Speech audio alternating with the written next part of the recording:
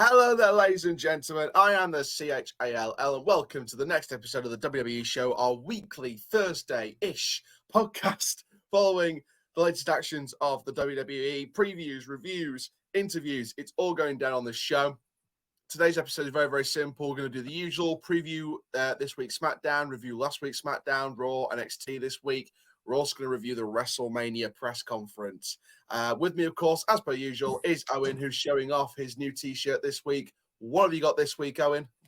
Yes, this is one of Will Ospreay's old ones from when he was a cruiserweight or junior heavyweight, as they call it in New Japan. So, but yeah, obviously coming back off his brutal New Japan match he had with his United Empire teammates against Bullet Club War Dogs on Sunday morning for us here in the UK. And if you haven't watched it, find a way to watch it because my word, it's one of the bloodiest, brutal matches I've seen of recent history. And if you want to sort of see it harken back to some of the olden days of sort of ECW style matches, definitely have a go watching it because it is world class. Yeah, it's I didn't get a chance. I've not got a chance to watch it yet, but I might. If there's a full version on somewhere on social media, I might actually do like a match reaction and just find all matches and react to them. So yes, I might do that at some point. But let's get straight into this. The WrestleMania press conference.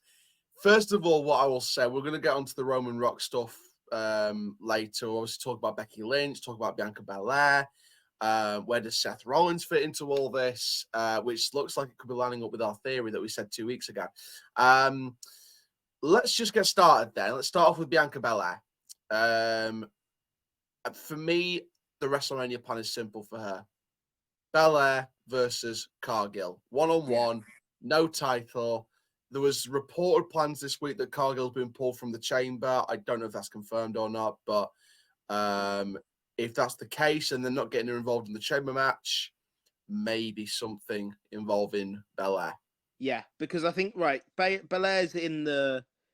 I believe Belair's in the chamber. She qualified for that a couple of weeks ago or this week. Yeah, winner of that match will face Rhea Ripley, which I think could be either Becky or Liv. Yeah.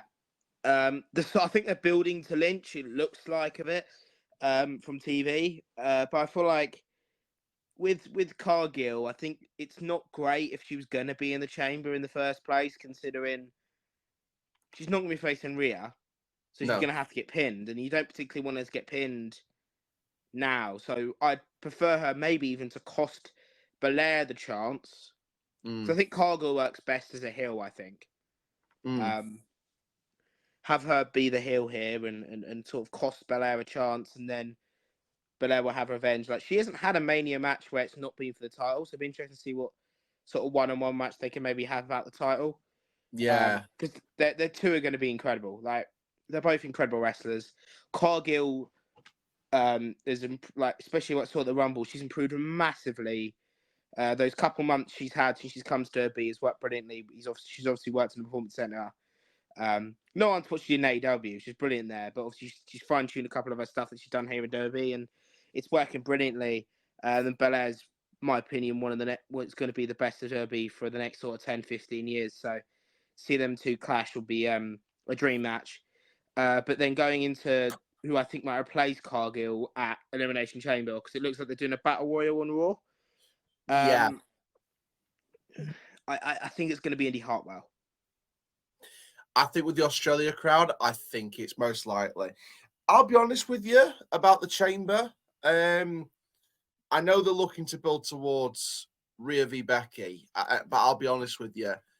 I think they should do Rhea versus Liv this year and then do the whole feud of the year to be Rhea versus Becky. I think that Rhea versus Becky is more of a longer feud than Rhea versus Liv. Yeah. Because then you could even do Rhea versus Becky without having the need for a title. You could literally, and I'm not being like bad towards Rhea or anything like that.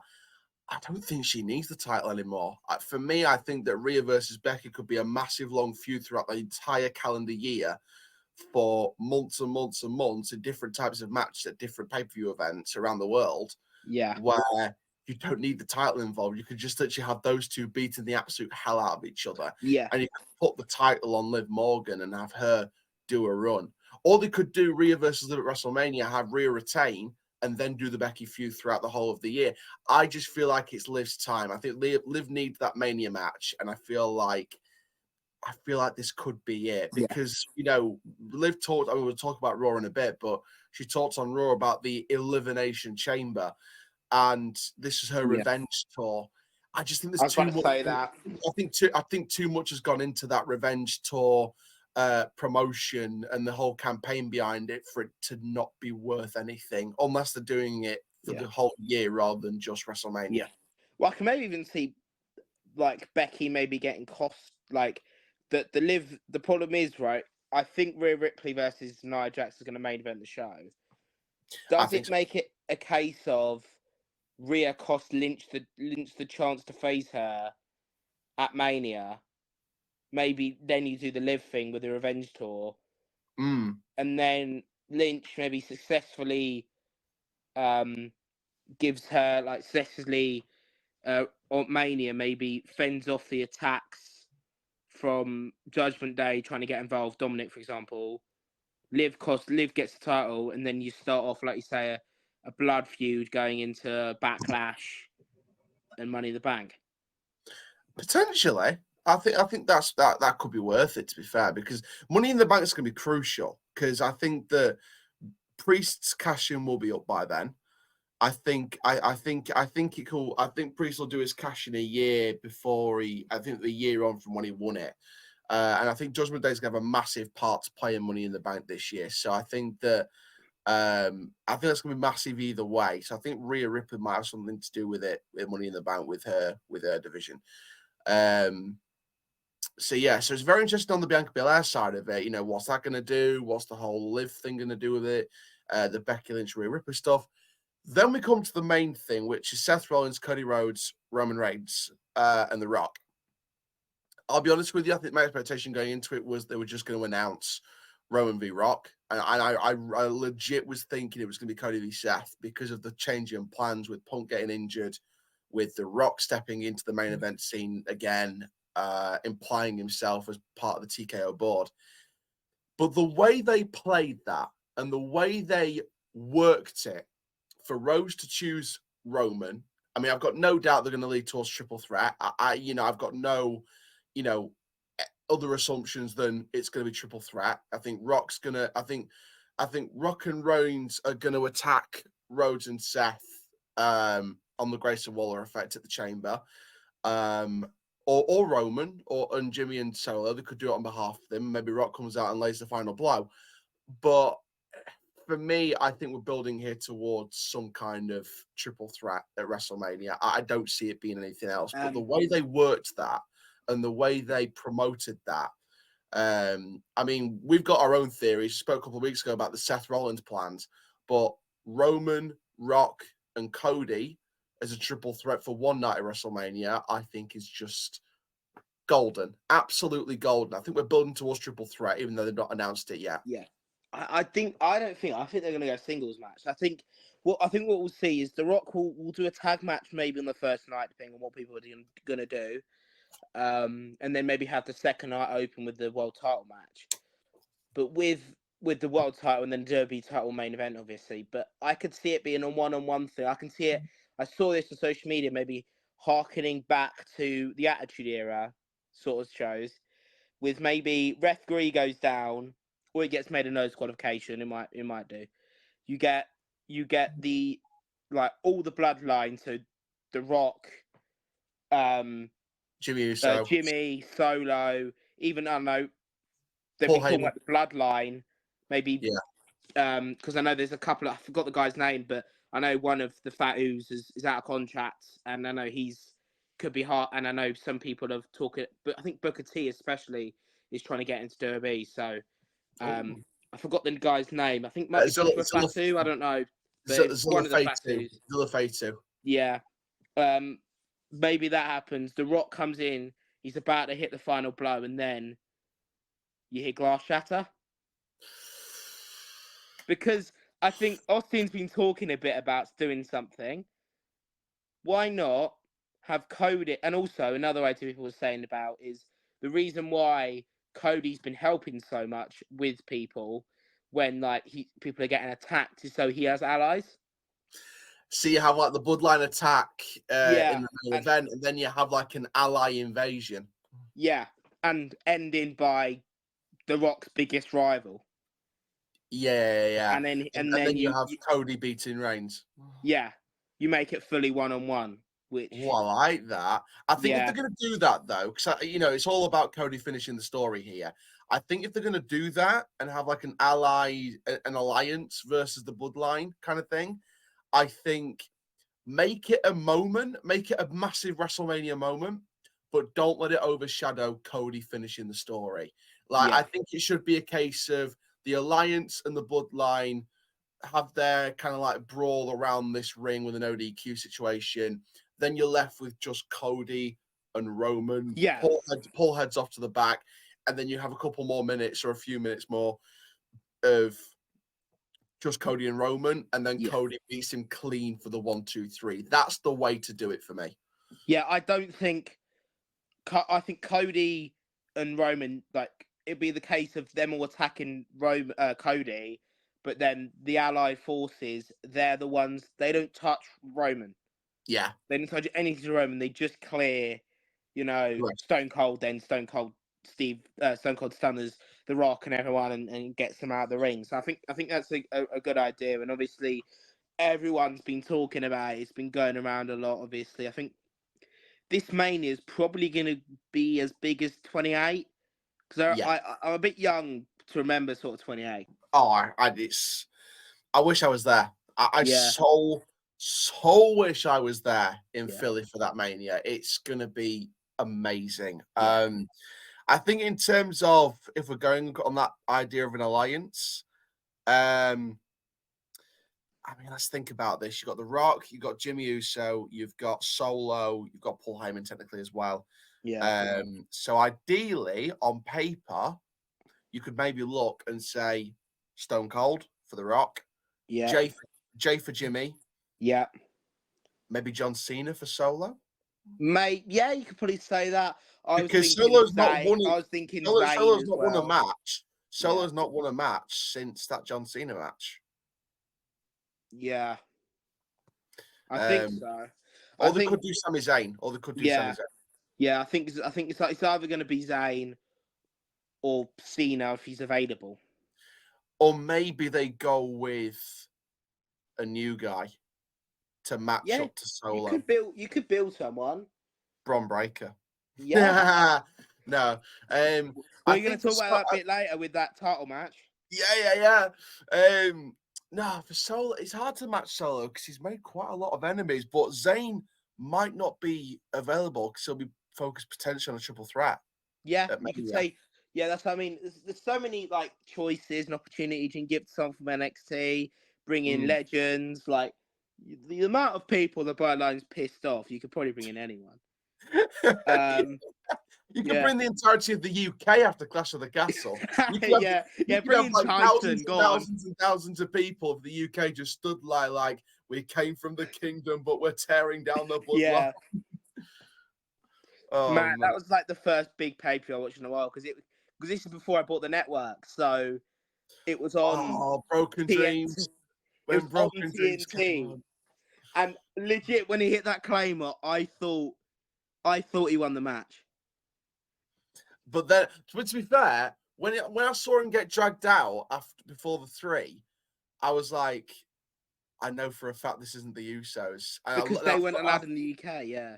Yeah. And I thought for a second, and I was like, oh my God, Solo Sikoa's been called up from NXT, hasn't he? Yeah. It's either him or Jacob Fatu or Zilla Fatu. He's one of those two from the Indies, or it's the guy from NXT. It was the guy from NXT. Yeah. So they could do different things here. Like I say, if you want, and to be, if the Rock fancies doing some more work, because he said he's back now. He said he's back to try and do more wrestling this year. So with that logic in mind, Reigns, Rock, Jimmy, Solo, Cody, Stone Cold, maybe, or you get someone to replace him. Jey Uso and someone else. You thinking War Games? 4-on-4. I'm thinking War Games in a few months. Problem is, I don't think you can drag it out that long. No, but you know what? You could get. To be fair, Cody might have another title feud by then, and he might have someone to fill his place, and then you can do a Bloodline versus Alliance feud in terms of the people they've pissed off, like a little mini feud, just to kind of increase the cinematic of the storyline. And then, but then it can be part of the long Roman face turn, which will happen at some point. Yeah, I feel like it'll take some time off, then come back, find out his kingdom's been overtaken, maybe. But I want to see Solo back to what he was in NXT. He was so good in NXT, and he hasn't won a single match since that John Cena match at Crown Jewel. He needs a run. The problem with it, right, is because at the moment, like Solo on TV is so different to Solo on pay-per-view as well. Like when he's on TV, like I just want him to be a bit more charismatic because he can talk. Solo, right? I think I got the reason why he's not won a match since Cena match. I think it's because they're potentially building towards Solo always losing as Roman's henchman, and once he splits from the Bloodline, he just goes on this massive unbeaten streak, and it will lead to a Solo Roman at some point, whether he's the heel or not. Yeah, I think so. Lucky me. I don't know. It's an interesting one, isn't it? Yeah, I think it's going to be very interesting what they do after Mania. Let's hope, because to be honest, I think there's no way I can see Cody not winning. I think if you keep with The Rock, if you keep with Roman, I just feel like you're just gonna. Because you got these like Roman guys on Twitter, like, oh, it's all because he can break Hogan's record. Yes, it would be nice to break certain people's records, but no. Because every match since Mania that he's been a part of where he's the champion and he's defending the title, well, he's only had two matches he's defended the title since Wrestle, or three if you cast the Fatal 4-Way, but you just look and you go, well, he's not losing this. I think if you're going to do a run as long as Hogan's, you need, in my opinion, a younger, more full-time champion. I think that's the closest you'll get to breaking Hogan's record, and I think that's probably the closest you might get to even breaking the record by Bruno Sammartino. Yeah. But the problem is, in those days, it was so different because they were used to long reigns, because it used to be that, like, you know, every weekend, or like they had like these house shows, and then they had those big MSG shows at the time. Yeah. I was getting taught into old wrestling because I watched the Iron Claw the weekend. By the way, that was good.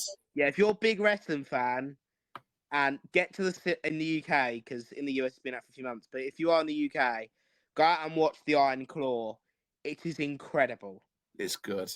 Yeah. So sort of going into the old wrestling a little bit, but yeah, Bruno Sammartino, you'll never get someone beating his record, because it's so different now. Where they're on, and also people are a bit impatient. Like no one's gonna wait. No one's gonna have the same champion phase. People are sick of Roman being champion now, and he's been champion since 2020. So yeah,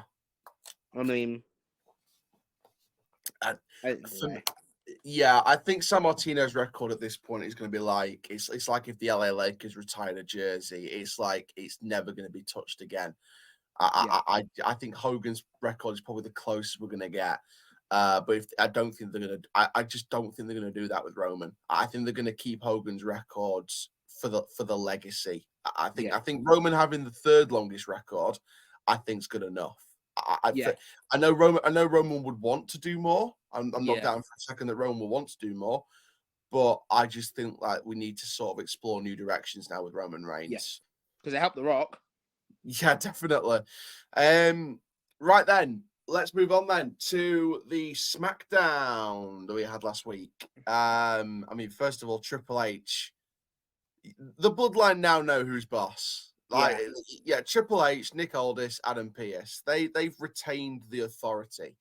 from the bloodline. It's so.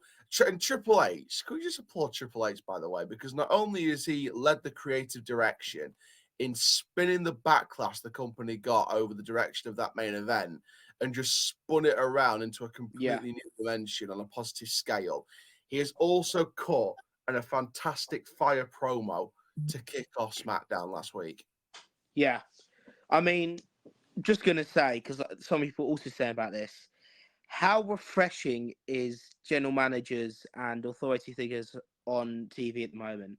Oh, and how sports presentation they are. Like last night, there was we'll talk about a preview for Smack. I won't say what was in the preview, but there was a like every Raw and SmackDown, or most of the time now, before the show or a couple of days before the show, they'll be in an office, their home office, that sort of thing, where they're just saying, "Oh, I've just finalised this match for this day." Where this is, it just shows a bit more of a sports specific, like obviously with their buyout of well, not buyout, but now they're merged with the UFC. Yeah, it sort of goes a bit like what Dana does a lot. Yeah, which works out pretty well. Quite ironic considering on like this weekend, I think I'm right in saying this is the first weekend where WWE and UFC are not have got the same weekend there, because the Raw this week's in the Honda Center. In Anaheim, I believe, in California. So, yeah. And on the Saturday evening, Volkanovski versus DePera for the UFC, I think it's 298. So you'll see a lot more brand synergy, I think, between UFC and WWE now. Yeah, I think we'll see some cross promotion 100%. It's going to be interesting. Yeah, because I know they're doing the UFC in the Sphere, I believe, in September next year. Las Vegas Sphere. So maybe even 1 year when they do WrestleMania in Vegas, because I presume it'll be soon. Maybe they could do Mania in Vegas, or the alternative would be a Vegas style pay-per-view, a bit like how TNA promoted Against All Odds back in the day. Yeah. I don't think Mania would be in the Sphere because it's too small, but I mean, maybe you say a Vegas themed pay-per-view. With in the Sphere, or maybe have Raw, SmackDown, and Stand and Deliver all be in the Sphere. Yeah. That I wouldn't be against that. 100% wouldn't be against that. Obviously, the Elimination Chamber is the big one we're working towards. McIntyre and Orton are in that chamber match. Winner faces Seth Rollins at WrestleMania. I mean, we're probably looking here at McIntyre, aren't we? Yeah, and I think I like what they're doing with Zayn as well. I think he's going to find a way in this triple threat. I think they're going to make it. I think our theory's going to come true, isn't it? Yeah. I think we've made a theory. WWE have clearly watched this podcast. They have clearly listened to us make this theory, and they have clearly used our idea. Yeah. Like, I mean, I think it'd be a case of, because obviously he talked about this on Raw, which we all talk about. He talks about that on Raw and about his thing with Nakamura, which again we'll talk about. But I think it'd be a case of Seth seeing how, like, he'll start racking up wins now. Yeah. Zayn will racking up wins, and he'll be on every week, and he'll make sure if he wins as many, and then it might be a case of a week or two before Mania. McIntyre maybe gets to eliminate him. Yeah, or tries to become a bit cocky and say, "Oh, if you beat me, then you're added to this match or something," and then he gets added, causes some mayhem and like a workhorse. Tries to blame anyone. Yeah, man, some of his stuff is brilliant at the moment. I saw a social media thing of him, like, with Adam Pearce, like, saying, "I've got to buy a caption, buy these shirts so I can pay my fine." But that's what I mean. Social media the bringer of broken dreams. Yeah. The bringer of broken dreams. Big up the McIntyre posse. Yeah. McIntyre for life. Scotsman. I need to get a McIntyre t-shirt. That'd be my go-to for Mania, hopefully. No offense to CM Punk, but I'm tempted to try and get a delivery of the WrestleMania main event graveyard shirt. That'll help with the sales, won't it, Joe? Yeah. Oh god, but it's going to be interesting, isn't it? I think Orton being in that chamber is great since he's come back. Orton's been fantastic. Yeah. Also, I feel people are like, every time I go on, he's had a match. Every time I go on Twitter, it's like, oh, is he injured? He's just a very good seller, I think. Orton. People just think he's injured, but he's not. He's actually just doing really well with his selling, which you expect from a veteran of his a veteran of his sort of stature and everything. So 100%. With 4 spots left in the chamber, then who do we think's going in? Well, it got obviously. We'll talk about Raw. The other 2 slots were filled. I think in LA Knight and Bobby Lashley. Yeah, that's right. Still think Lashley was the wrong decision. I think Bronson Reed will get another chance, you know. Maybe, but then it's a case of, I think I heard things that he's having a kid that's soon. So that might be a case of him not being able to go. But I mean, there's 2 matches on SmackDown. It's Logan Paul versus The Miz. I expect Logan to win that. Oh, I don't know, you know, because Logan Paul's still got a US title to defend. So yeah, maybe Kevin Owens costs Logan Paul and The Miz gets in the chamber. Because with the work that Miz has been doing at the moment, I think he deserves it. Yeah, and then it's Dom versus Dominic Mysterio, isn't it, against Kevin Owens? Is it Kevin Owens? Yeah. Oh, so Logan costs Kevin and Kevin costs Logan. Then you've got have the US title match. Yeah. Dom and Miz in the chamber. Logan Owens US rematch. Because maybe just sort out the card, WWE. Bookers for creative. Yeah, and then maybe Judgment Day make an interference, take Miz out. Maybe you got your match for Mania. What Miz versus Dominic? The tag title match. I don't think because we are going to talk about, obviously we'll talk a little bit now, I think, about it, but Judgment Day are facing British Strong Style, which is Tyler Bate and Trent. I was about to say Trent Seven. I think Judgment Day will win that. I think Judgment Day will win that, but I think that Dunn and Bate will put in a really good performance. Yeah, but I think if you're even building to it, because DIY is still in this. Yeah.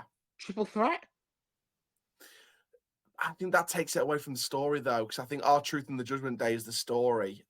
For me, I think DIY, once they split the titles, I think maybe DIY goes for one of them. But for me, for Mania, I just don't see it. I would put DIY to better use. I would have them be part of a Fatal 4-Way tag team match as a WrestleMania showcase, because I think the one last year was just stupendous. Yeah, so and I would put that as your number 1 contenders match for Backlash. I think so. I think that's the best way to do it. Because then I think Backlash is in France into this year. Yeah. Yes, so I'm looking forward to that, by the way. Yeah. Or you put Baron Corbin and Braun Breaker and they challenge at Backlash.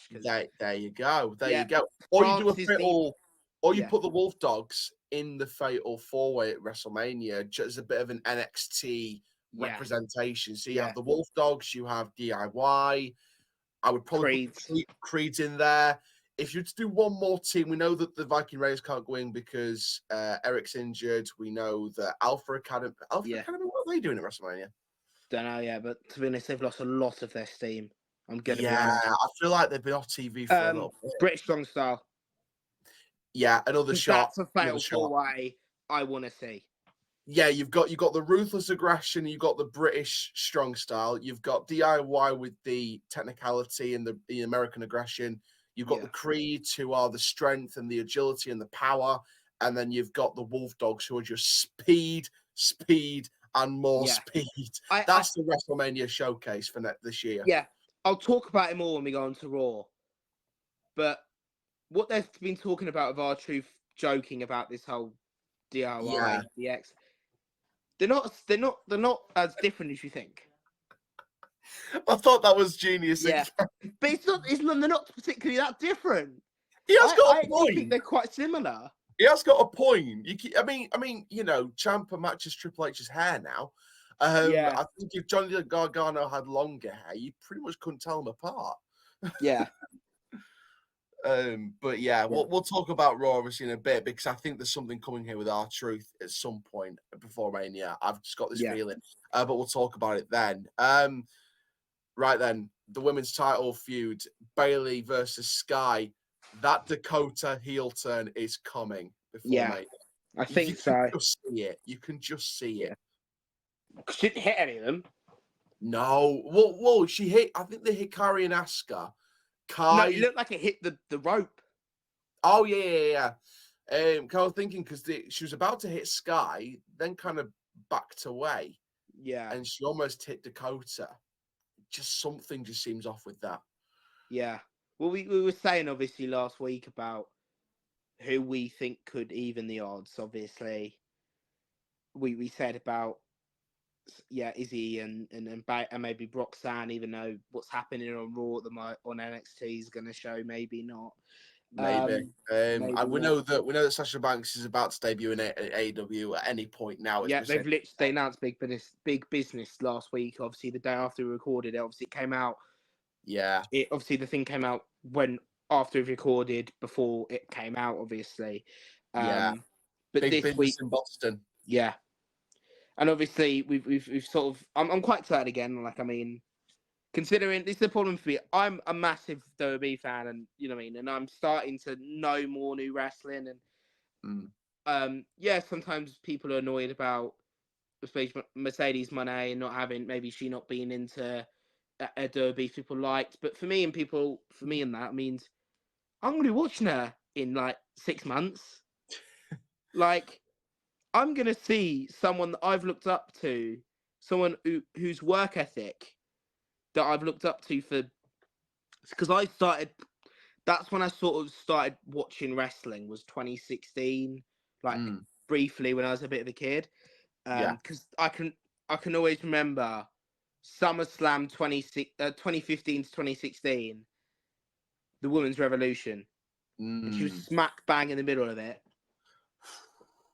That felt like a moment. That felt like a moment. And I mean, I'm so excited to watch that. Be some of the best moments will be starting to watch people like that, and maybe even Okada or like. But Derby, I'm hoping to go to a show soon because Johnny Gargano, Seth Rollins, people I've looked up to since I was 7, 8, 9 years old, and I remember when Seth Rollins was in Ring of Honor as Tyler Black. Like, I grew up with Seth Rollins in the Indies, so I remember when certain people in the industry now didn't even debut back then. So it's weird how it's changed over time. And I remember there's loads of good moments that I remember, like when John Cena came out as number 30 in 2008 in the Royal Rumble. But then you also remember the down moments with all the backlash after Rollins versus Fiend in 2019. And all the backlash around that. It's those moments that you remember, doesn't it? Yeah, and you got to cherish it because, like, I mean, especially people like, I know we talk about a lot, and Bray Wyatt, and obviously he might not have had the best moments as he could, right? And I mean, still brings a tear to my eye every time I even listen to his theme, or even that song they used when they did that promo package afterwards. But I mean, you got to live for those moments. You got to look at the moments that he had. When he was originally the Fiend, the first time around against Finn Balor, the entrance was incredible. The Firefly Funhouse I'll continue to watch because that's incredible. But I mean, you just got to cherish his moments, especially as wrestling fans. We're never going to get you don't know what's going to happen next. You saw that with Bray Wyatt. You've seen that with, Eddie Guerrero. Like, these moments won't last, right? Unfortunately, they never do. They won't last forever. Memories will last forever, but you've got to remember, like, cherish everything you can in wrestling. I mean, Yeah, I even if mean, it is not even, yeah, not even just the you know, when wrestlers pass away and things like that. Not even the unexpected ones. Like, like even the older ones that, you know, had mm, a lot of life, and you know, it came to the end. Like people like Terry Funk, people like Bobby the Brain Heenan, who was I still think, in my opinion, after watching some of the classic stuff from the 80s over and over again, I still think he's arguably the greatest manager in the industry. yeah, I mean, even the people that are alive still now, that were amazing back in the day. I've got such huge respect for Bully Ray and Devon as the Dudleys, and Team yeah, 3D and things like that. The Nasty Boys, you know, yes, their TNA stint has had some criticism, but their original run in the 80s and 90s as the Nasty Boys in the WWF was just unbelievable stuff.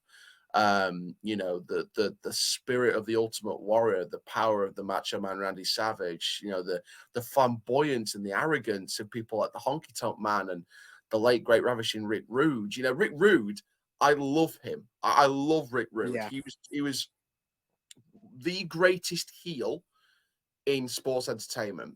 yeah, And in my personal opinion, the most underrated promo guy in the history of this business. yeah. 100,000,000%. You, Bobby Heenan next to him helped him a lot, but he did all the work pretty much yeah, himself. He knew how good he was, and his promo work was arguably one of the most underrated in the business, in the yeah. history of business. And it's not even in Derby, like that Iron Claw film. Maybe go back and watch some Mm. classic. The Freebirds and Von Yeah, Erichs rivalry back in the day was just, it was yeah, golden. yeah. And to watch, like, you look at some old footage and you think of someone like, let's just say Kerry Von Erich, for example. He wrestled 6, 7 years with a prosthetic leg. Mm. Like, he won the IC title with a prosthetic leg. Like, that he couldn't tell him about because it was so frowned upon, obviously, in the business at the time. Mm. I mean, you've got to trash how many these people put their bodies on the line, and yeah, I think, like, obviously we've gone a bit off topic here a little bit, but it's just about cherishing these moments as fans, obviously, Yeah. and not just looking to the future, but looking to the past for future use, and that's why the network is so good. I love it. Like I said, we go back to that Dakota Kai potential heel turn. Yeah, We look at Bailey versus Io. We look at Rollins, McIntyre, and Zayn potentially. We look at the Roman Reigns, Rock and Cody stuff. We look at War Games a few months ago when CM Punk returned. You know, when everyone got spun that it wasn't happening, and then it happened out of nowhere after the copyright logo. Again, never trust the copyright logo. Like moments like that just bring it all back. It just brings it back. yeah, and I mean, you're going to continue. I think we're in a golden period of wrestling at the moment, not just in the WWE, but in the Indies, in AEW, in New Yeah, Japan. I think New Japan, like I say, people think they're not the best. Like, people are saying they've been given a lot of their talent, but dare I say, there's a lot of talent in New Japan, and watch it if you can, because I mean, the likes of Zack Sabre Jr. Like, I mean, watching Zack Sabre Jr. versus Bryan Danielson at New Beginning in Osaka on yeah. Sunday, just before that massive 5-on-5 sort of steel cage war game sort of match. I mean, that's what you cherish in wrestling, is just pure hard wrestling, and he's going to be incredible. Even the UK independent scene, you've got, I think it's this weekend, you've got a brilliant Rev Pro show at Crystal Palace with Michael Mm. Oku versus Will Ospreay. You've got shows that Rev Pro are doing in Spain. They've got shows in Germany. They've got people like Progress, and they've just signed a deal with Defy Wrestling to create a bit of an indie machine between two continents. I mean, we haven't talked about it, but it also got talked about how big the wrestling boom was, especially in the UK in 2017, 2018, before NXT Yeah, UK was a thing. yeah, It's back now yeah. across the entire industry and across the entire world. So cherish it, because, dare I say, you might not have to see these sort of things again. So enjoy it while it lasts. Yeah, 100,000,000%. Finally, from SmackDown, then obviously we talked about Belair already. the last thing I kind of wanted to pick up from SmackDown last week was the vignette, should we call it, Yeah. for what looks to be a pairing of Cedric Alexander and Ashante Adonis. Now, Mm. I'll be honest with you, I'm glad they're going to try something with these two. I think that Cedric as a heel was all right with the Hurt Business. As a face, I think he's much better. There's a Yeah. chance to work on that heel character with Cedric. Adonis, I thought with Hit Row was brilliant. I think since Hit Row kind of split and went off different ways, obviously we know that Swerve's in AEW. We know that AJ Francis, aka Top Dollar, is now in TNA. B-Fab is with Lashley and the Profits in the Final Testament rivalry.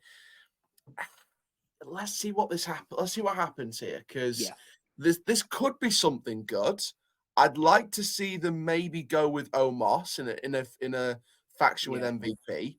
I'd like to see that maybe work as a new Hurt Business, but I don't know. I don't know what direction they're going to go in these two. Yeah, I think it's a case of if it works brilliantly, but with this sort of thing, what I'm not hoping for is in 6 months they're both on main event. Yeah, I think so. This is the sad thing, Rand. This is not WWE's fault. It's all about, can you find a character in someone? Can you bring out a persona in someone? Because at the end of the day, and I hate when people try and compare WWE and AEW and stuff like that, because they're two completely different products that we should just enjoy together. Yeah, AEW is professional wrestling. WWE is sports entertainment. Some wrestlers can make the jump into sports entertainment.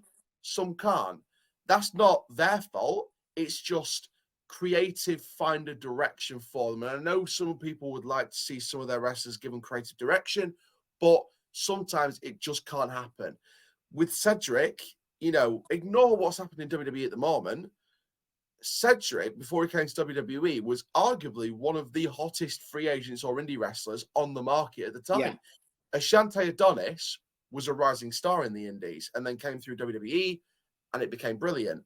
So they've got potential. There's a market for them to find something, whether it is joining Omos and MVP as a new Hurt Business, or whether it's their own team. Yeah. I would let them go to NXT. I think if you're gonna sort of make him a team, which I'm completely happy with, I think it's a good idea. I think they could join OTM. Yeah, I think it would be a fantastic addition to OTM. Yeah, really I think have a bit of a bigger faction. I think it worked well for Humberto and Garza. I think going to NXT for a while, fine tuning their character. I know they were a team before, but going from which was a Vince thing, which was that kissing gimmick, which wasn't great. No, let's just say. Again, less said about that, the better. Yeah. To then going to this, what gimmick they had on the on NXT, which was brilliant, which was, why are we doing what we were doing before? We're gonna say there's more than one royal family in wrestling. Sorry, Cody. But they're a pristine family, especially in Mexico and those sort of regions. It was kind of like a feeling of, why are we doing this? Let's just be ourselves. It gave me vibes of when Mansoor and Mace, who's now Mason Madden, debuted in Deadlock Pro Wrestling in DPW. It gave me those vibes of, we're doing what we want to do now. We're not being who other people want us to be. And I love that. And I've started to watch more DPW because that's where Jay Malachi came from before he's in WWE now with NXT, and he's just unstoppable. He's amazing. Oh yeah. Chris Danger as well is in DPW, and I love to see that jump from YouTube to pro wrestling. I just love what Chris Danger's doing at the minute. DPW was made by YouTubers. Yeah, guys I've used to watch for WWE video game content, and now got their own brilliant independent promotion with I'm not gonna lie, the Motor City Machine Guns are their tag team champions. Yeah, it's a big company. It's something there which I'm brilliant about, and I'm loving the independent boom at the moment with wrestling. I think There's this two year's main content. There's two main content creators that are doing good work at the minute in terms of getting themselves ready for wrestling, and that's Chris Danger and Brandon Does Everything. yeah BDE and Denkops. They've been the kind of ones that are driving this. Pulse, CM Pulse has done his own thing as well. In fact, I think I might have actually contacted DPW about trying to do some media stuff for him once. So, yeah but no, I've got a lot of respect for DPW and what they're doing. Like I said, the independent scene is just buzzing at the minute. yeah, and that's what I mean. I would love to see, like I say, I know we've always been talking about we want to see a Mania in the UK, but I mean, even if it's a SummerSlam in the UK, it'll be like a Mania in the UK There because was I a think classic. I tell you what, there was a classic match that I watched a while ago, and it was a massive battle royal, and the whole event was set in the Royal Albert Hall in yeah London. My God, that was back in the 90s or late 80s. My God, yeah the pop from that when the British Bulldog came out. Like you can build that atmosphere again. You can make it like it was in the 90s at Royal Albert Hall again. You yeah. just need the opportunity. I think because they do. I mean, if we can do a SummerSlam and build it like it's WrestleMania in the UK, if you can't do WrestleMania in the UK, Yeah. and it can be like WrestleMania because those UK promotions will flock to London or wherever it is Mm. and do their shows because there's so many venues in London. You've got the 229 where Rev Pro do their UK where they do their monthly shows Yeah. in London. You've got the O2 maybe for a Rev Pro show or something like that if they're gonna make a big, maybe even do Yeah. a Royal Quest 4. You've got With Wembley as well. I know you've got AEW Wembley did all in at Arena. Wembley, but Yeah, you can use Wembley Arena because maybe you do SummerSlam at Wembley Stadium with Wembley Arena being used for Raw, SmackDown, you could maybe also an use NXT. some of the other stadiums as well. You've got Yeah, Stamford Bridge, you've got the yeah, Emirates, you've got the Tottenham Hotspur Stadium. yeah, That could be a fantastic venue with yeah, the multi-purpose yeah, potential options they've got with the new stadium after yeah. White Hart Lane got demolished. Yeah, you got Royal Albert Hall. So they used it for an NXT. They used it for the NXT tournament, UK tournament, Yeah, back in and 2017. yeah, and I that's where think. they used it for the Battle Royal in the 90s as Yeah, well. You could do a return to Albert Hall, maybe. yeah. You've got. I mean, this you can make this independent because you can like say your Rev Pros, your Progresses, like big like companies in the UK, like they can all come round to this maybe called like this SummerSlam weekend. Yeah, It's annoying because AEW have obviously got. It's not annoying because it's brilliant. We've got brilliant wrestling now, but if they do the same here, where look, AEW is a perfect blueprint for what to do in the UK to do with what you do that weekend, and that's build it around a bank holiday. yeah. Because you've got the 3 days, you got Friday, Saturday, you got even 4 days if you class Friday as Saturdays. well, Friday, Saturday, Sunday, Monday, Yeah. to do as much wrestling as you can and let the companies around you make more money. And Yeah. that's what's happening. It's literally about doing it, and I think if you can do it in May, late May as well, maybe do a big, even if it's not a big show, but like or big show, but I mean like doesn't have to be called SummerSlam. It doesn't have to be called, but just something that you could promote as like a massive show that you can build everyone around because it will happen. It's happened Yeah. before. 100 million%. Right then, let's move on to Monday Night Raw then, shall we? Let's start off with the big talking point at the start of the show. Seth is Cody's shield. What a promo that was. Yeah. Like, I love Seth Rollins is funny and like he says, his sort of visionary persona. I do love it, but God, sometimes I wish he was more serious like he was in that promo there. Because man, that was incredible. Again, You could just see his promo WWE, like the promos and the matches don't feel like promos and matches at the minute. They just feel like cinema. They just feel like cinema. The WrestleMania press conference was an opportunity to turn backlash into positivity. They just turned one of the biggest backlashes on camera in terms of creative decision making under Triple H's creative era and worked it to the max into a cinematic masterpiece. Yeah. And again, the promo from Seth with Cody, again, it was just cinema. It was perfect. That's what I mean. I like, obviously I wasn't able to watch the show live, the WrestleMania press conference live, because I actually got up loved early it. that morning. I so loved it. Yeah. So I woke up that morning because I was going to watch it when I woke up, and then I checked my phone. Aaron's texting me going absolute cinema. I'm like, something's happened here. Let me turn my phone off, go on my TV, get the network up, watch it, and oh my god, it was incredible.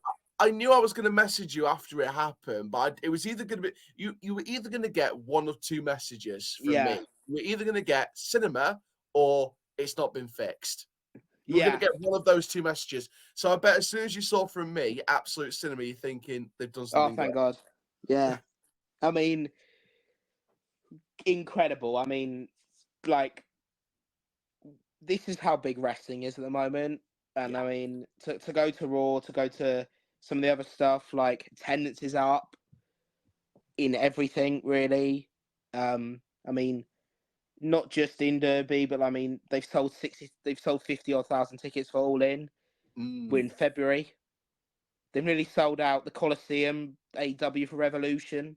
Like, I mean, Rev Pro, I'm not even talking last year, but Rev Pro nearly sold out the Copper Box. Yeah, it's for like, I mean, just a solo British promotion. Bear in mind that wasn't a cross promotion or anything with Rev Pro. That was literally Rev. Yes, it had talent from New Japan. Yeah, but it wasn't a New Japan cross Rev Pro show. It was just cast as a Rev Pro show. So it just shows how big wrestling's booming at the moment. And I mean, we're going to talk a bit about it. And I mean, Elimination Chamber, like, even talking about Elimination Chamber, I don't know how many that sold, but that's definitely sold a lot. That will have sold a lot of tickets. Yeah, and let's have a lot more stadium shows, because it used to just be WrestleMania now, but now, you mean, I think if you're gonna, I know they're doing Bash at Berlin and Backlash in arenas. Yeah. And it's the atmosphere, by the way, is going to be incredible in both of them.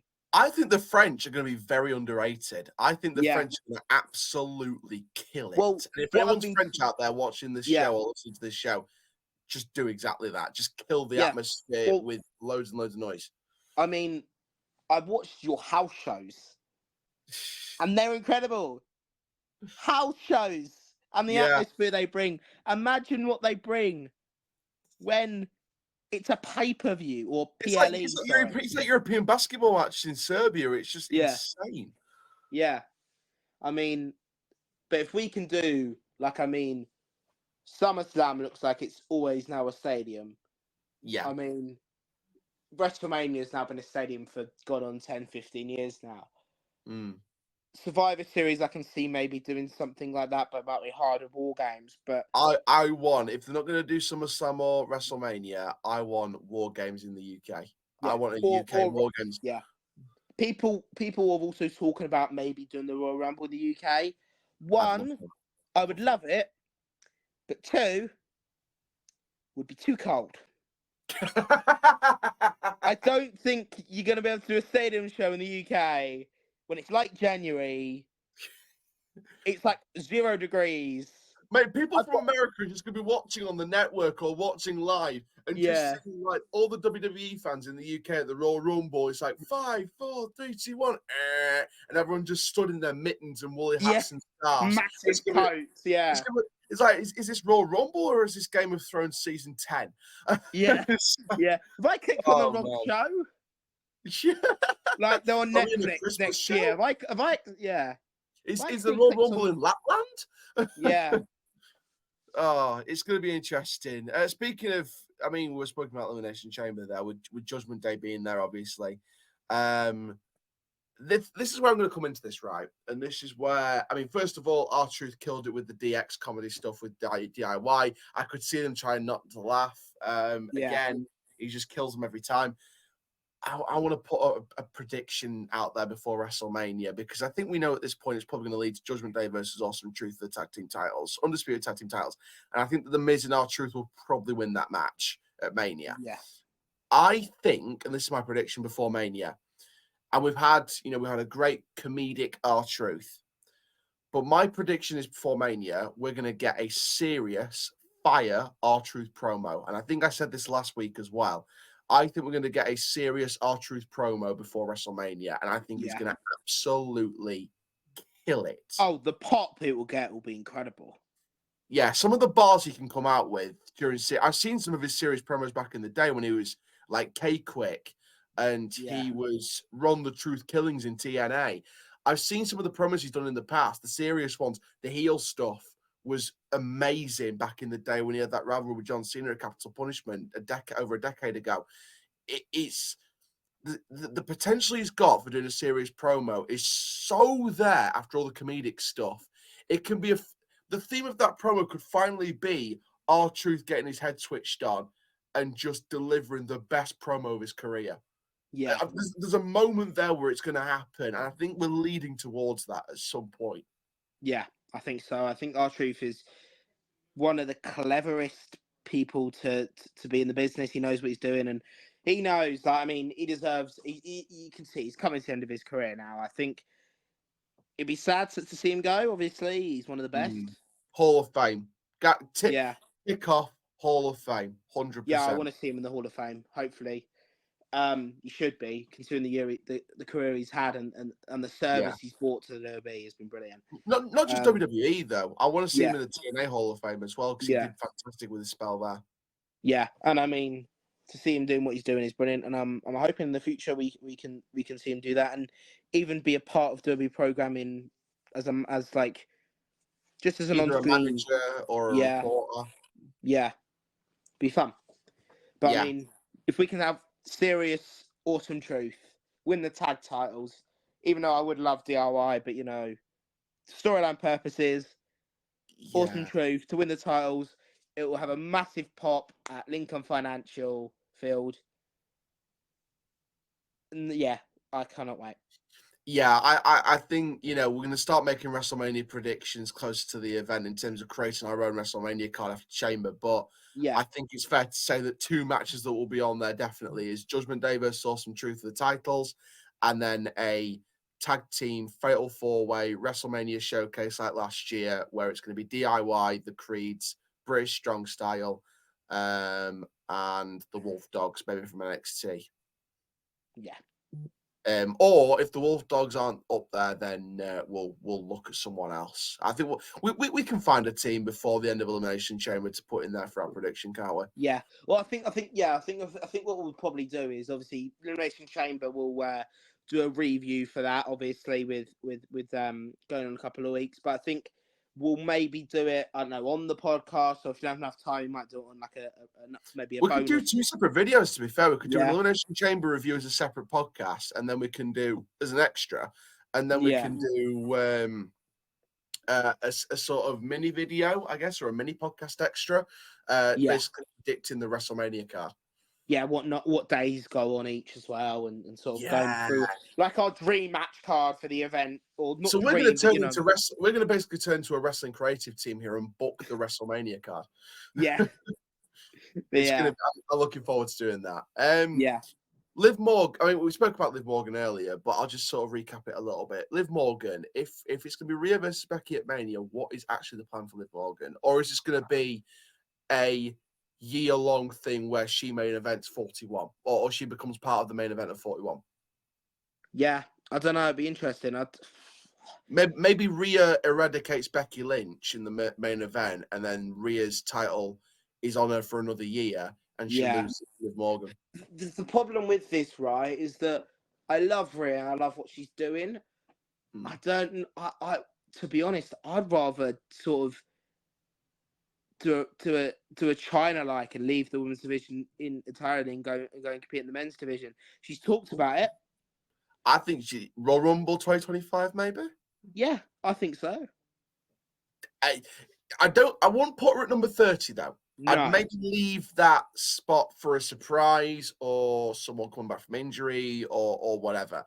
I would have her coming in at 29, maybe. Yeah. Because I think you could push her. I think she's brilliant. I mean, she holds herself up really well, and I mean, the reaction she gets now is incredible. Imagine what she gets when she starts, competing a lot more, even with the men. Like, I mean, yeah, I cannot wait for the pop when she comes out in Perth. I think it's going to be. She's a heel, right? She's a heel, but she's going to get a massive face pop in home country. But I mean, she's going to be. To this day, I still think Rhea Ripley currently is arguably the biggest star in women's wrestling today. Yeah, I think, like, I mean, they're doing it quite well because they know she's going to get cheered at the Rumble at Chamber, so yeah, they're building her as a face in the promo because she, like, in TV, she's the underdog because you've got Nia Jax, who's a powerhouse. Like, she's been dominating her for weeks. So, yeah, I think as an underdog, brilliant. Yeah, 100%. What's the plan for Bronson Reed? I mean, we spoke about this a little bit. I mean, if he's got a kid on the way, then that's fair enough. If he doesn't want to compete at the event and focus on his family, we can't dispute that. That's family comes first all the time, no matter what line of work you're in. If that's not the case, do we see Bronson get a last chance match to get into the Chamber? I can see him being at the Chamber. It's Australia. In some form. Yeah. If that's maybe a US, like a title match or part of that Chamber. Because I could see a case of LA Knight's obviously in the Chamber, right? I can see him being taken out. Really? AJ Styles. And then you have LA Knight versus AJ Styles either at WrestleMania or the Chamber. Because Styles cost Knight cost Styles the spot in the Chamber last week on SmackDown. So maybe on this SmackDown or next SmackDown, he costs him the title. He costs him, injures him, and then maybe it's two SmackDowns before you do Styles Knight at WrestleMania. Maybe I could see that, you know, and I know there'll be some people out there who'll be like, gutted for LA Knight because they wanted to see him in a title match. They wanted to see him competing for, gold at WrestleMania. I think his time will come. I don't think it's this year. I think if you do that match with AJ Styles at WrestleMania, I think that's good enough for this year. Yeah, and also Styles is a massive match to have. Oh, 100%. He's coming towards the end of his career at some point in the next few years. Yeah, and Styles is one of the best workers in WWE at the moment. It's going to be a good match. I think AJ Styles is probably one of the most underrated Indies guys to come into WWE. I think he's. Yeah. I think at the time when he came in during that Royal Rumble to 2016, I'd say the biggest free agent on the market at that point. Yeah. Well, I mean, you look at that point, and he had, in the space of, I don't know, 2 and a bit years. So obviously he had that TNA run that everyone remembers till about 2013, I think 2014. Then he had a couple years where he was, leader of Bullet Club, and this was when Bullet Club was, it was the Bullet Club. It was the one of the most popular it been. Yeah. For a while, he not only sold out shows obviously in Tokyo and Japan, but he's a former Rev Pro British champion. People don't know that if you haven't watched it, there's a brilliant match which was Will Ospreay faced Styles when Ospreay was a cruiserweight at the time, and he was incredible. That was an incredible match. So if you want to watch some AJ Styles old matches, go and check out his stuff in New Japan because it is incredible. Yeah, I didn't get to watch a lot of what he did in New Japan, but I kept an eye on a couple of them. It was brilliant already. My kind of AJ Styles era was the TNA era, where it was the TNA front line during the Main Event Mafia rivalry, Evil Ways when he was with the Ace and H rivalry when he came back. Was he a heel? Was he a face? We didn't know. And then it became part of they became face again when he sort of did the Dixieland rivalry before he went. Yeah. Well, the evil way thing is basically what he's doing now. Pretty much, yeah, but it's a WWE version. If WWE's got the rights to use that theme, do it, because I think I don't think his theme that he's had since he's been here, I don't think suits him anymore. I think with the new character, I think you go with the Evil Ways if you've got it, or you do a version of that. Yeah. I think so. For me personally. Finally for Raw then, fire main event, Zayn versus Nakamura, and McIntyre costs Zayn. What? Yeah. Sammy. Yeah, but you can tell, Matt, this sort of things of McIntyre just getting involved in Zayn's business, it's going to cost him. It's going to cost him a chance at that one-on-one match. I think we'll go triple threat. I think that's the way to go. Planting the seeds. Yeah. I think, and then Cody obviously coming out to help. Again, with that getting Nakamura back in the past as well. Yeah, and we're getting Rhodes versus McIntyre next week. Which, you know what? I would like to see main event. That's incredible. For a Raw main event, yeah, fantastic. But you know what? I would rather see Rhodes versus McIntyre at Elimination Chamber. Yeah, I would have liked that. Yeah, I would like a finale main event, the Rose Nakamura rivalry, just to kind of cheer things up a bit more with that. I would rather Zayn versus McIntyre on Raw and Rhodes versus Nakamura on Raw main event. Not in a bull rope match, because you've seen that it was pretty good last time. But I want to see a different type of match to end the Rose Nakamura rivalry a bit. And have Zayn versus McIntyre at the start of Raw and end Raw with Rhodes Nakamura, because then you play into both of them, and then you've got Rhodes versus McIntyre at Elimination Chamber, and if you can squeeze one more match in there, Zayn versus Nakamura. Yeah. Well, the thing is, obviously, McIntyre's in the Chamber. Yeah, that's true. But you could always put it as he thinks he's good enough to do 2 matches, or McIntyre puts his spot on the line against Zayn. Yeah. And Zayn picks up the spot.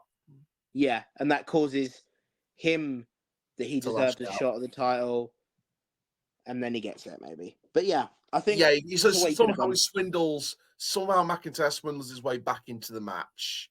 Yeah, maybe. I think it's going to go one of 2 ways here. And I know people are going to say in the comments already, McIntyre's in the chamber, right? I did know McIntyre's in the chamber. What I would say is it goes one of 2 ways. You either go Rhodes versus Nakamura as the main event, Zayn versus McIntyre on Raw. Cost him either way. You do Zayn versus McIntyre, and McIntyre puts his spot up. Zayn wins. Zayn gets the spot. McIntyre costs Zayn in the chamber, either before or after his match with Rhodes. Then you set up Rhodes versus Zayn, obviously, at WrestleMania. But then McIntyre swindles his way to make it a triple threat because it's this hard done by, which, still McIntyre posse all the way. Yeah. But yeah, somehow it's going to I don't know how they do it, but somehow it will all fit together perfectly, and it'll culminate in McIntyre, Zayn, and Rhodes. McIntyre, Zayn, and Rollins. Yeah. Somehow, some way it will come at some point. But for me, I think they should do Rhodes versus McIntyre. I think Zayn takes McIntyre's spot in the chamber, and I think it should be Rhodes versus McIntyre in some type of match at Elimination Chamber, just to kind of bring the spice up in that one, and then swindle McIntyre back in the title match with Rollins and Zayn. Yeah, 100%. Just creatively, I think that just makes sense. Yeah, I think I think Raw was decent. I don't think it was strong as it was recently. But the problem is, some of the Raws we've had recently has been very, very, very top quality, and I think this week's going to be very strong because you've got to tie up for Chamber. And then obviously now we're going to go on to an NXT, which is a joy again for me to watch. I think there's some Brilliant match, Oba including an Femi. incredible main event. Oba Femi, aka Yeah. the Ruler. I'm telling you now, he is the next Brock Lesnar. He Yeah. is the next big thing. And we use that catchphrase from back in the day with Lesnar with Paul Heyman. The next big thing. Well, but yeah, I think, like you say, Oba Femi's in a beast. I think next week there's 2 title matches on NXT.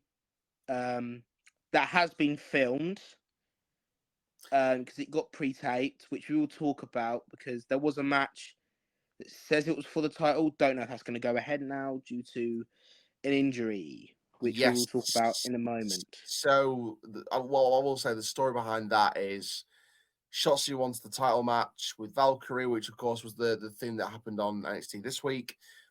Pre-tape for the women's title for next week's NXT. Shotzi gets injured during the match. They stop it early, and Valkyrie retained by default. So, spoiler alert for that one. Yeah. So I don't think that's going ahead. No, I think they'll probably do something with it. I think they made some changes. I think that was the thing of pre-taping it. Make the plan, see what happens. If it works, it works. Yeah, we'll see what happens because officially, like, you know, they filmed it that way. We think. But So they may continue. They may still show it. To be fair. Yeah, you never know what they're gonna do. We'll watch it. Obviously, we'll see what happens there. It probably got pre-taped because of Shotzi, because I presume she's probably going to the Elimination Chamber. Or Maybe. she was going to before this injury. Yeah, I think they might have to switch up the plans here. Well, they did. They already switched up for SmackDown because she was originally supposed to be in a qualifying match. So they've changed it. We'll talk about SmackDown preview in a moment. Once we finish talking a little bit about NXT. But there was 2 title matches. Another title match, obviously, is going to be Oba Femi versus Lexis King. Yes. Which I could see King being costed by Von Wagner and Stone. Because of some of the stuff I've seen them on tweets and things. By the way, I'm loving this Wagner story with Stone and his kids.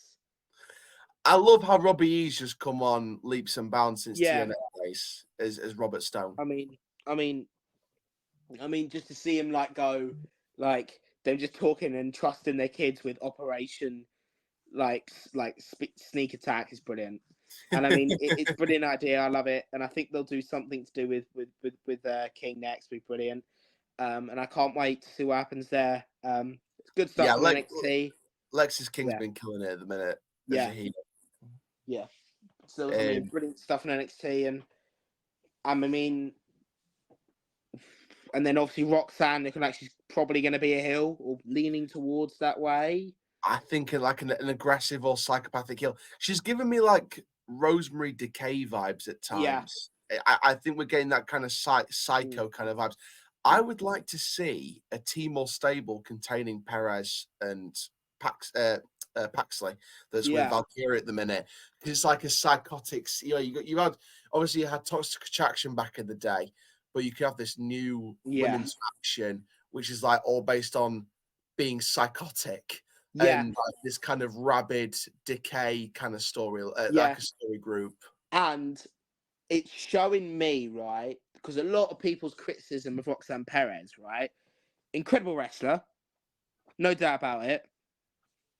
The problem that people had with her, the criticism, was they didn't see that she didn't have she has a great babyface character, underdog, but is there a second dimension to her character?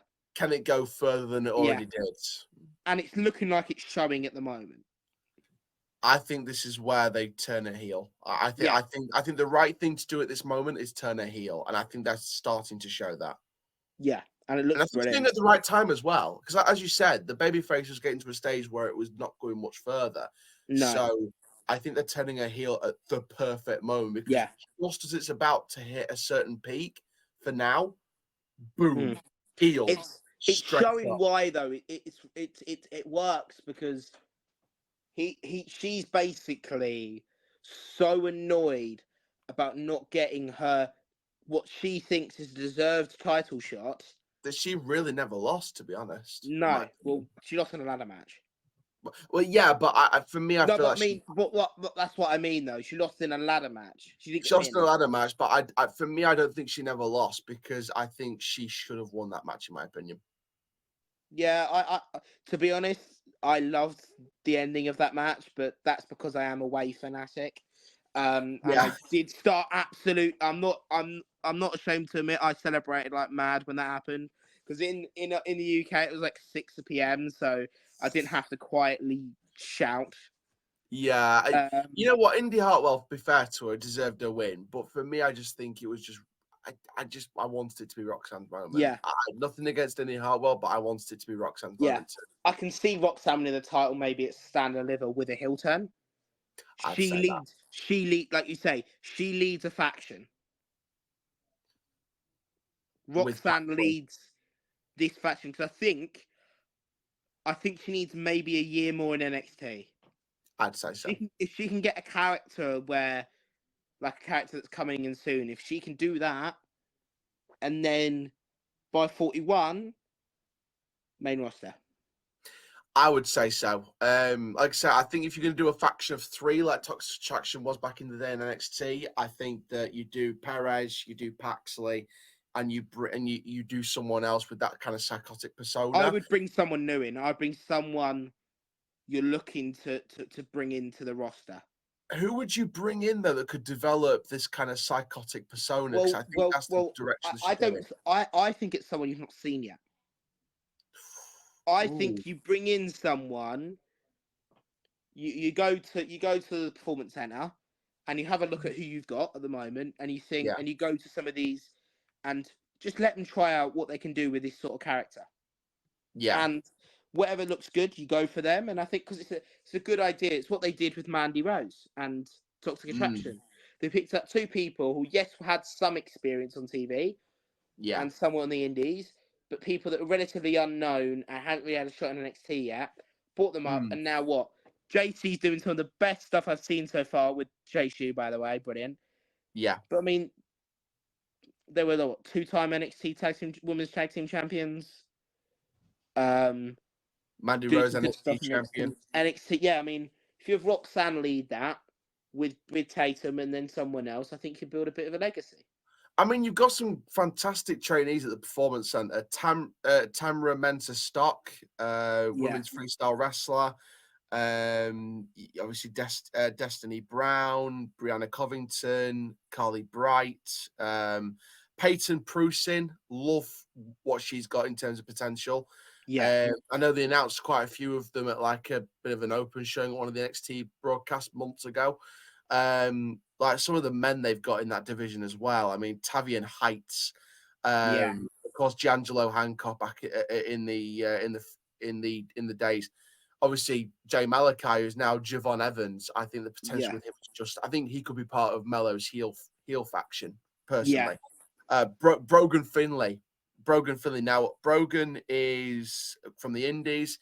His brother is David Finlay, who of course people will know from. I think he's the current leader of Bullet Club. So his brothers. Also, his dad is David Finlay. Obviously, you've known Fit Finlay from Derby. He's currently on the books. Obviously, he's an agent at the moment, agent or producer at the moment, I think. So, I mean, some good second generation talent coming through. Yeah, you've got some good ones there. I mean, again, there's ones on the current roster though that could do well in that faction with Roxanne and Paxley. I mean, I'm looking at some of the names already. I mean, you could maybe do something with Blair Davenport. Yeah, but I think Davenport could work. If Blair's gonna be in a faction, I want it to be her own. I get that. Or you do the faction as you stand out as individuals as well as the team. It's just it might be a case of I've watched Blair, or as she was known on the indies, Bea Priestley, for years. I've watched her since 2018, 2019. Some of the matches she's had with, like, I mean, the Viper, obviously now known as Piper Niven. Kaylee Ray, now obviously known as Abba Fire, Abba Fire, Isla Dawn. Isla Dawn, even people like Will Ospreay. If you ever heard of that match they had, this was been empty behind closed doors match. They put it live on YouTube. Wow. That was fun. Some of the stuff she did in Stardom, like brilliant. I legit cannot wait to do some match reaction. Honestly, what some stuff we need to do, like during holidays and things like that, and when we and other days when we're not recording the podcast, we need to record match reactions. We need to record match reactions. Have you still got WWE Network? Yeah, still have it. Yeah, so I still got mine, so we can watch classic matches like together at the same time. Yeah, have the sound off and then put it as moments, and then we can record it together. Obviously, we can't record the full thing because obviously, for copyright reasons, we still have to sort of show moments from the match. But we can watch any full matches that WWE put on their YouTube channel for free as well. So yeah, there's potential to do that. So there's an opportunity there. But and some of the indie matches as well. Obviously, the indie match will be better to watch because it's obviously better copyright wise. But like there's an opportunity there definitely. Obviously the future is NXT, and speaking of the future, of course, coming from the indies, or some of them, Meta 4 getting that win. I think they're looking good. Yeah, I love the faction at the moment. I love how unique NXT is with experimenting with different faction types. You've got, Metaphor, which is 2 men, 2 women. You've got men factions. You've got all women factions. I like that sort of, let's just Balance. say, balance with it. And I think, obviously, you had Tatum with Briggs and Jensen, which Briggs and Jensen they're having a match next week. Ooh. After a bit of a fight, which looks to be good. But I think there'll be a lot. I think I'm quite excited to see what goes on. Yeah. What about the heat? What about the heat that Mello got against Gacy? Oh yeah, but that's what you want in a hill. I love Gacy it. looks good. Looks like Dijak and Gacy aren't done yet. I was gonna say Gacy. You know what with Gacy, right? I think him and Dijak will battle again. I think they'll probably do like a big sort of stipulation match at Stand and Deliver. For me, I think with Gacy, they need to find a direction for him because for me, no offense to the creative team at WWE and NXT and things like that, but when you look at the latter day, people will look at what's happened to him and gone, they've done him dirty there because they took the Diad away from him and they've taken Ava away from him and Schism away from him. So people are going to look at that and think he's been done dirty there. I think Gacy's got the creative ability to go in it solo, which is just a case of what they do. I think Stand and Deliver, they do a hardcore match or something like that. Yeah, like a no hold barred. They did a bit. I know they did no disqualification at Vengeance Day, but I think you take it even further. I think last man standing. I think it's still cage. Ooh. However, it's a steel cage with weapons, barbed wire. If they can do it, I don't know if they can. So it's basically like I think what TNA did with Lethal Lockdown. Yeah, do something, or like bit like the Ambrose Asylum, like they did in 2016. Yeah, something like that. I think Dijak and Joe Gacy will be happy to do it. They both have experience in it, especially Gacy. Yeah, because he used to do CCW. Yeah. As long as they're happy to do it, and Derby are happy to do it, you will blow the roof off. I also, as an alternative, for Stand Deliver would like to see maybe a cinematic match between the two.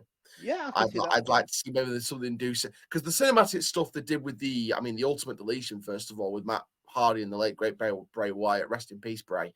Like the Ultimate Deletion they did with them was brilliant.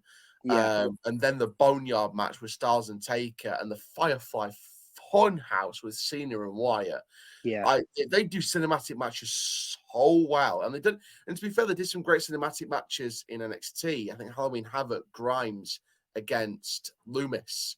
That was a great cinematic match. I would like to see I would love to see Dijak Gacy in a cinematic match, some kind of twisted asylum, the Schism Asylum match, and keep the Schism with Joe Gacy and do the Schism Asylum match. Yeah, 100%. I think. Yeah, I don't know what you think about that. Yeah, I mean, brilliant. I mean, I think it's a good idea. I think we could do really well with that. I think they could do brilliantly with that. But yeah, I think NXT was good. Other than also as well as new tag team champions. The Wolf Dogs. Hoo, hoo, hoo. Yeah, love it. Some that match was great, and to see him with tag team gold is brilliant. Corbin hasn't held gold. I feel bad for the family though. I think they had a decent run.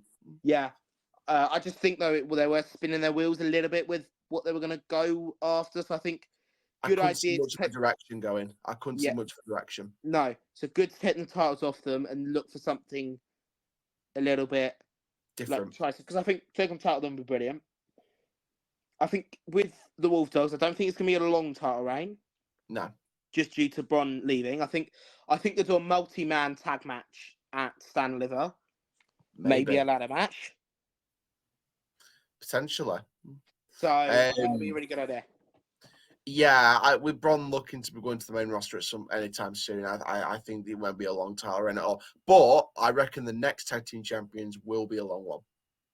Yeah, I think they've had a few sort of shorter ones, so it's just a case of who's in line for a long run in NXT. Yeah, because I don't see OTM. I just don't see them getting any. I think it's hard. I'm literally going to get like the current active teams and stables in NXT just to see who we've got. Maybe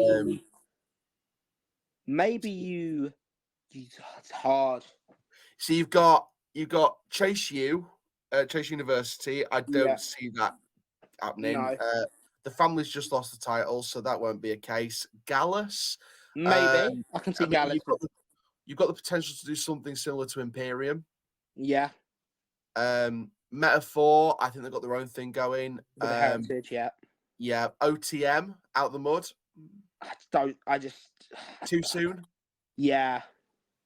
No quarter catch crew. Gulak, Dempsey, Kemp, Bourne. I could see it happening. Maybe. But at the moment, they're with the Heritage Cup thing again, so. Yeah. I mean, it's going to be tough to see. I think, but we might get another new team. You've got Axiom and Axiom and Fraser. You got Bladen and Ofe, and they've been killing it at the minute. Yeah, both teams have. Yeah, both of them have been killing it. I think they could do like a little mini feud on NXT for the title. A while. Yeah, I want that to happen. But then, as you said, I also won't be surprised if we get a new team, or maybe someone coming down from the main roster to do some more work in NXT, like Adonis and Alexander. Yeah.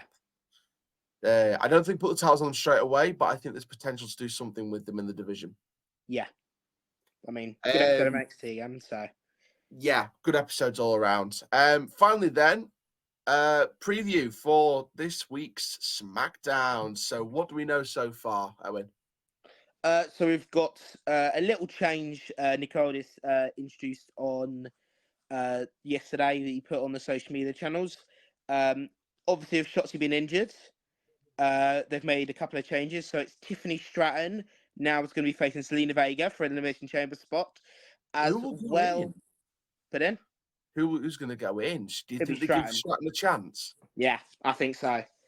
And then it's Naomi against Alba Fire. Ooh, is that for another spot in the chamber, or is that just 1-on-1? That's spot in the chamber as well. With the you know what, Alba Fire deserves a chance, but I think I'm going to give it to Naomi though. Yeah. Obviously, she's just got back, so I think they'll go Naomi. And then they said final spot is going to be done on Raw in that Battle Royal.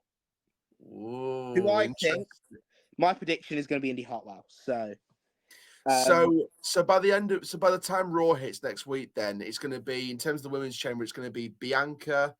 It's going to be looks to be Stratton and Naomi. Yeah. Liv, Becky. And then whoever wins the Battle Royal. Could be Indy Hartwell. Yeah.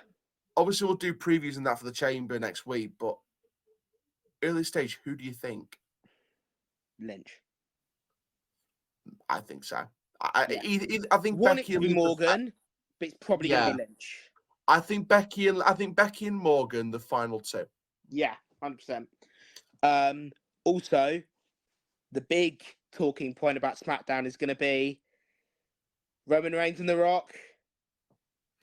It's going to be interesting. The Rock officially leads the bloodline. Roman becoming the younger brother for the first time. And then you've got Logan Paul versus The Miz and Owens versus Dominic to decide who are the final two in the chamber. Yeah, I think we're looking at a double distraction here. I think we're looking at Miz and Dom winning by distractions to set up the US title match. But then we have the chamber. So if we're going off that prediction, Miz, Dom, Lashley, Knight, McIntyre, and Orton. Who wins that one? McIntyre. And that's if nothing changes between now and chamber. Yeah, if he doesn't put his chamber spot on the line and gets cost by Zayn or anything like that, we're looking at McIntyre, aren't we? Yeah, 100%. What else have we got for SmackDown this week? I think at the moment that's everything's been announced. Because I know a lot of superstars have been confirmed for SmackDown this week. Yeah, still, and I mean it's going to be a great show to watch. I think people have been tweeting like the full lineup of superstars that have been confirmed so far. SmackDown just gone, wow. Yeah, Cody's probably going to be there, which means it's going to be a bit of needle. I think they announced Cody was going to be there. Yeah. So I'm very excited. We've obviously got Raw and NXT, all the go homes before Elimination Chamber, and then we'll talk about the preview for the Elimination Chamber as well as the SmackDown before the Elimination Chamber next week. Yeah, I think probably next week's show we're just going to do like a roundup of the talking points from all the shows in one go, and then we'll move on to the chamber and sort of do half the show on the chamber, to be fair, and kind of predict the rest of the card before SmackDown. Obviously, big one coming up at the end of the chamber as well, with us doing our WrestleMania 40 preview card, our own little booking of the match card. We're looking into different things, though. Obviously, I hope you all enjoyed this show, by the way. We are looking into different things as to what we're going to do. I would love for us to book a full calendar year of WWE from Royal Rumble to the next Royal Rumble. I want to see you book a full year of WWE. Yeah, we can maybe do that as like a thing. How we would book, a bit like the old. I'm not too sure. I don't know if they do online. But I just thought of an idea. There's this website. People will have heard of it. If you watch the show, you've heard of it. Brilliant. It's like a fancy booker website called Journey of Wrestling, JOW. Yeah. It's amazing. I love it. I've got the app on my phone. I use it on my laptop. I use it on Google. It's brilliant. Whether you can do it online at the same time as each other or not, what if we did me booking WWE for a year versus what you do during that same year, and compare, and we screen record it, and then we put them together and create like a bit of a career mode series where we're booking WWE for an entire year. Yeah, maybe have a good idea. That's not really been done before, especially using Journey of Wrestling. So, that's potentially something we could do. Yeah, 100%. But yeah, it's gonna be very, very interesting. Obviously, big show next week with the Elimination Chamber preview. With all the talking points from NXT and SmackDown and Raw as well. Owen, as usual, great to have you on the show. And yeah, big week before we get to Perth. Yeah. As usual, many thanks for letting me on this. It's been a good week.